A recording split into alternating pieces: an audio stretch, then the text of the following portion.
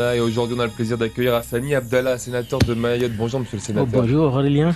Pour commencer, ce témoignage d'une lycéenne diffusé hier dans notre journal, on en a marre de venir à l'école, d'avoir peur, on en a marre de ne pas être en sécurité au lycée, partout, on en a marre, on veut des solutions concrètes. Vous répondez quoi ce matin à cette lycéenne qui s'est exprimée hier à cœur ouvert dans notre journal? Moi, quelque part, je pense que c'est- ils ont raison, les jeunes.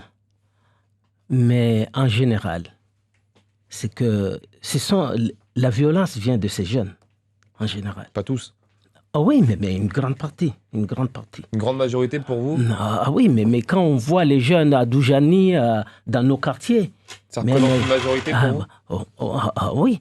Et je pense que, quelque part, malgré les efforts faits par l'État, parce qu'il y a du renfort, on n'arrive pas à juguler cette violence.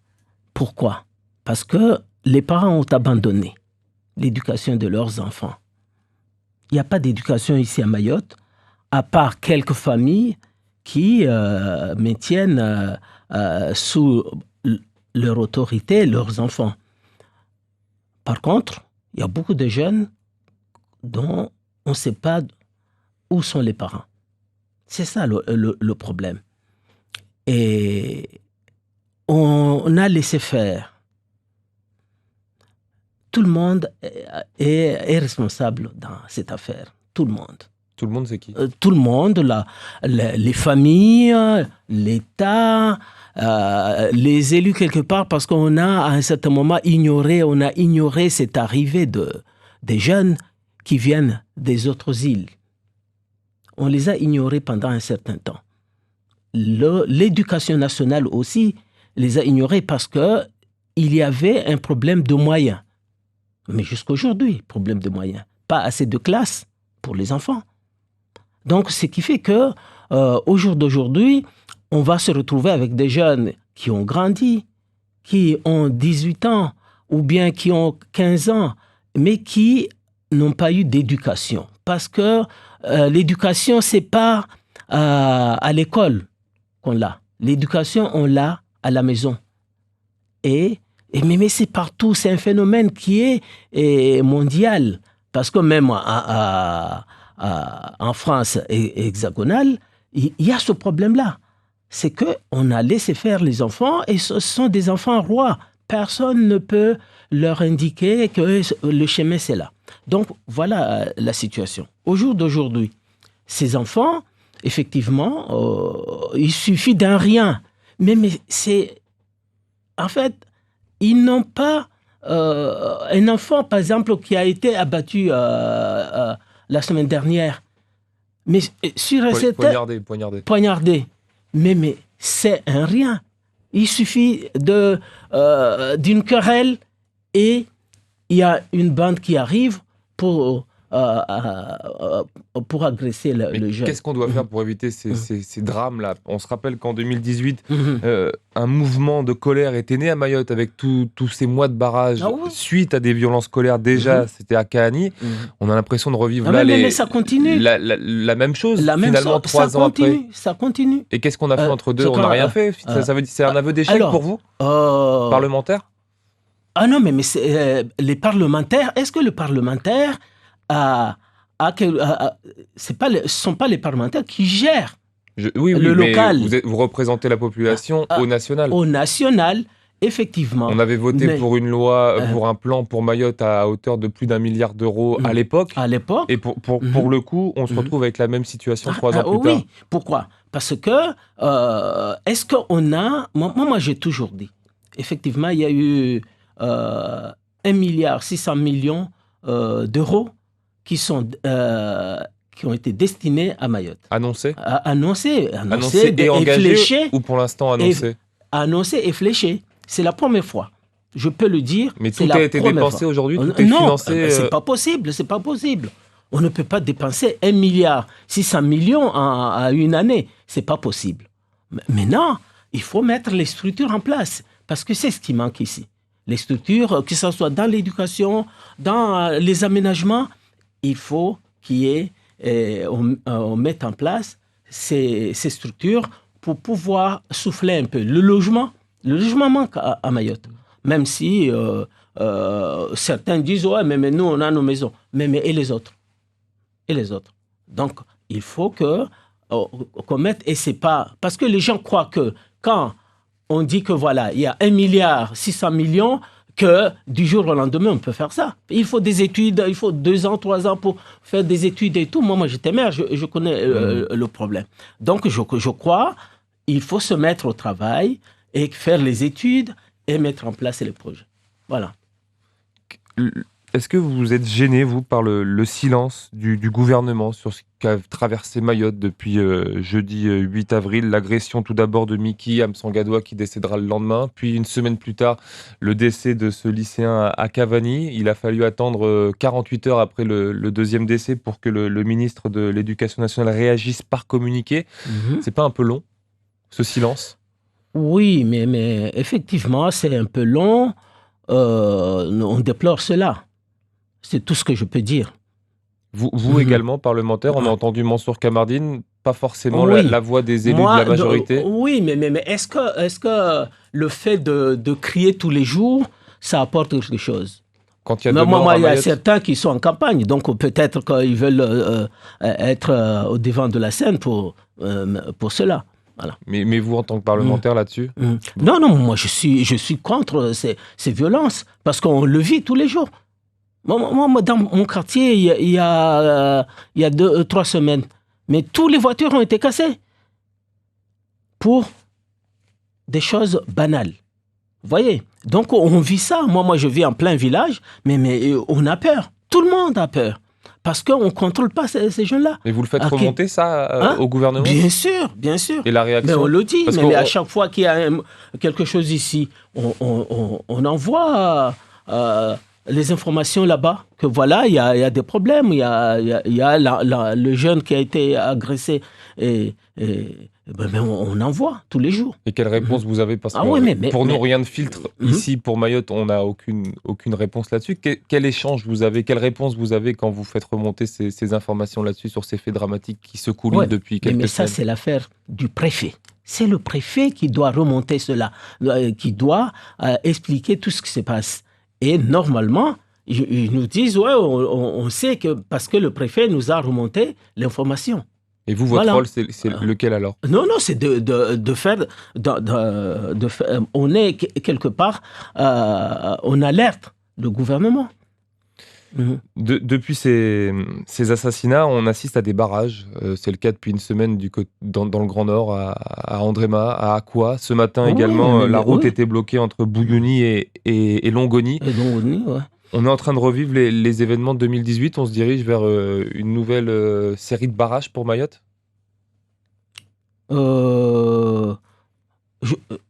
Franchement, je n'ai pas le pouls comment vous sentez la situation actuellement? Oui, mais la situation est grave à Mayotte. Je l'ai dit tout à l'heure, il suffit de rien que la population manifeste. Ça, moi, je crois que la population a raison de manifester quand rien ne va. Moi, je vous donne un exemple. Quand il y a des manifestations ici, nous, on interpelle le gouvernement, on leur dit, écoutez, vous voyez ce qui se passe à Mayotte. Des fois, ça peut marcher, des fois, ça ne marche pas. Je me rappelle, quand j'ai été élu sénateur, les premières semaines, on est allé à Paris avec la feuille de route. Même il y a eu des mouvements, mais ils l'ont arrêté, parce qu'on a dit, non, on ne peut pas continuer comme ça. Vous voyez? Donc, c'est la population. Mais la population manifeste sans casser, parce qu'on ne peut pas casser ce qu'on a construit. C'est ça. On ne peut pas agresser les gens, mais manifester que nous, on est contre telle ou telle chose. Moi, je voudrais, parce que je ne sais pas si on vous a expliqué pourquoi je suis là. Je suis là pour les départementales. Si, mais là, l'actualité est quand même très importante. Oui, mais je sais, mais on ne va pas passer... Je suis d'accord avec vous, mais est-ce que les départementales sont prioritaires par rapport à ce qui secoue Mayotte aujourd'hui?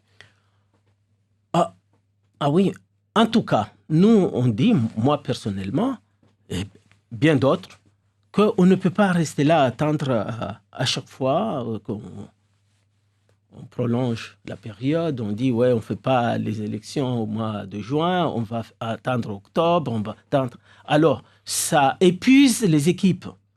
C'est ça le problème. De toute façon, c'est vrai cette idée à Métropole que si c'est pas la même chose, mais à Métropole avec la Covid, donc on essaie de voir comment est la situation. Aujourd'hui, chez nous, après le confinement qu'on a vécu, la situation s'est stabilisée et même on a une situation qui est meilleure que l'année dernière. Donc, aujourd'hui, pourquoi ne pas aller vers les départementales? Pourquoi? Parce que les équipes qui sont là, comme ils sont en instance de partir, donc rien ne se fait. Donc, le pays n'avance pas. Donc, vaut mieux aller vers les élections. Et puis après, les nouvelles équipes vont se mettre au travail. Mais avec ce qui se passe aujourd'hui à Mayotte, il ne faut pas mettre les élections entre parenthèses. Là, il faut continuer la campagne coûte que coûte. Ah non, mais il faut. Mais de toute façon, il n'y a pas de campagne de rassemblement des gens. Quand même. Hein? Sur les réseaux sociaux, on voit quand même des photos de, mais ça, candidatures d'investiture où il y a du monde. Comme je le fais là. Non, mais où il y a plus de monde, où on ne respecte pas forcément les 6 personnes par endroit. Moi, je ne peux pas dire ce que... Non, mais il y a quand même une campagne qui existe. Ah ouais, mais il y a on fait campagne dans les villages, on va voir les gens et tout. C'est ce qu'on fait d'ailleurs d'habitude. Après les meetings, on va dans les villes, dans les cases, les familles pour essayer de rassembler les gens. Ça c'est normal. Mais le fait de rassembler plus de 6 personnes, comme l'a indiqué le préfet, personne, en tout cas, moi j'ai refusé. Et pour votre parti, comment ça se passe? On sait qu'il y a des dissensions au sein du MDM. À l'heure actuelle, on est comment? On est soudés ou au contraire, ces dissensions vont se pérenniser avec les élections départementales? Oui, mais il y a toujours, aujourd'hui, même au niveau national, des dissensions partout. Au sein d'un parti, c'est rare quand même. Ah, si. Quand on a élu 2 présidents, c'est quelque chose de rare. Non, pas de président. Mais aujourd'hui, quand on voit sur le plan national qu'ils sont divisés, la droite est divisée, il y a les courants, comme partout. Un parti doit vivre. Et moi, j'ai toujours dit. Pour vous, ce qui se passe au MDM, c'est la démocratie? Ah oui. Toute personne qui est dans un parti a de l'ambition. Mais on ne peut pas l'empêcher de se présenter aux élections.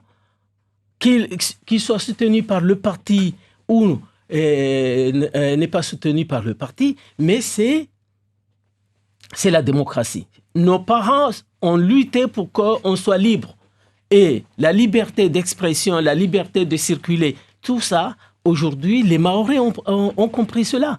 Donc, s'il y a des dissensions dans les partis, mais c'est un parti qui vit. Ça veut dire que le MDM proposera plusieurs listes, une liste officielle et une liste officieuse sur ces élections départementales, comme ça a été le cas au municipal? De toute façon, il y aura. J'ai entendu dire que l'autre groupe a présenté, ils ont fait l'investiture, c'était la semaine dernière. Mais nous, on fait l'investiture. Et puis après, c'est le peuple qui choisit. Le peuple est souverain.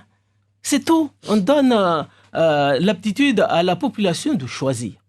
Donc, à partir de là, nous, aujourd'hui, j'étais venu pour présenter les candidats. On a 6 communes. 6 cantons, pardon. Ah oui, mais vous avez pris le temps. L'actualité nous rattrape. Ah oui, mais c'est... Donc, on a 6 cantons. Le canton de Msamboro, on a un binôme, il y a Soufou Madi, et il y a Ouseni Adjati, Msamboro. À Wangani, il y a Abdou Rastami et Issa Naimati de Chikoni. À Tingoni, Bounouchehi Siti Hamida, qui est de Tingoni, et Mola Prince de Mtsangamouji. Ensuite, il y a Dembeni Issa Abdou, qu'on connaît, le vice-président chargé des affaires sociales, et Salimini Inaya de Dembeni. Et il y a Mamoudou 2, il y a Manroufou Eliassir et il y a Abdallah Bouana Laini. Et enfin, il y a le canton de Kanikeli, Yassouf, Tanlabi et Dahlani Kamaria. Merci. Voilà nos binômes qui vont aller vers le... Merci, monsieur le sénateur. Et après, il y a des cantons où on va soutenir des candidats, mais on le prononcera plus tard. Merci beaucoup. Dernière question rapidement. Est-ce qu'une visite ministérielle est prévue prochainement à Mayotte? Alors, à ma connaissance, non. Il n'y a pas eu une information comme quoi le ministre viendra. Mais je pense que vu le projet de loi-programme qui va être mis en place à partir du mois de mai, donc il sera obligé de venir parce qu'il ne peut pas être à Paris et nous proposer des choses. Voilà. Merci à vous. Merci d'avoir été l'invité de Zakou Liassaly Abdallah.